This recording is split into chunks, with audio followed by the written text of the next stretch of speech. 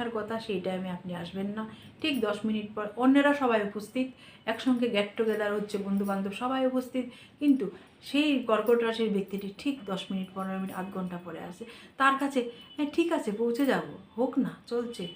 এই ধরনের একটা মানসিকতা কিন্তু আপনার জীবনে আপনার ব্যক্তিত্বের একটা বিশেষ নেগেটিভ দিক। আপনি অপরের কাছে আপনার যে সম্মান পাওয়ার উচিত, সে ডিজার্ভ করেন যে রেসপেক্ট, সেটা কিন্তু আপনি পাবেন না। 1 দিন 2 দিন 3 দিন তারা কিন্তু আপনাকে সেই চোখেই দেখবে। সেক্ষেত্রে বিশেষ ক্ষতি আপনার কর্মজীবন, আপনার সমাজ জীবন ভীষণভাবে ক্ষতিগ্রস্ত করবে। আপনার এই নেগেটিভ স্বভাব কিন্তু মাথায় রাখতেই হবে।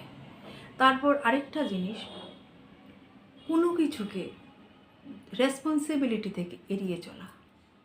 চন্দ্রকে বলা হচ্ছে, সূর্য যদি রাজা হয়, চন্দ্র হচ্ছে রানী। রানী মানে তার একটা রাজসিক জীবনযাত্রা, রাজকীয় জীবনযাত্রা। সে কিন্তু কোনো কিছুই হাতে কলমে করার চেয়ে বেশি ভাবনার জগতে বেশি ডুবে যায়।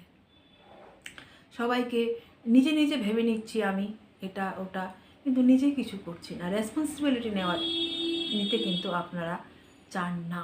রেসপন্সিবিলিটি থেকে আপনারা অনেকটাই দূরে থাকতে ভালোবাসেন। ঠিক আছে, হচ্ছে, হবে, এই একটা মানসিকতা ভীষণভাবে আপনাদের মধ্যে থাকে। রেসপন্সিবিলিটি ঠিকঠাক আপনারা নিতে চান না, আর নিলেও সেটা কিন্তু পালন করেন না। যদি নেন কখনো, সেটা অনেক বড় রেসপন্সিবিলিটি হয়তো আপনি নিলেন, সেটা পালনও করলেন, কিন্তু অন্যের হেল্প নিয়ে ছোটোখাটো দায়িত্ব পালন করা কিন্তু আপনার স্বভাবের মধ্যে নেই। রেসপন্সিবিলিটি এড়িয়ে চলার কিন্তু একটা বিশেষ চারিত্রিক দুর্বলতা আপনার মধ্যে আছে।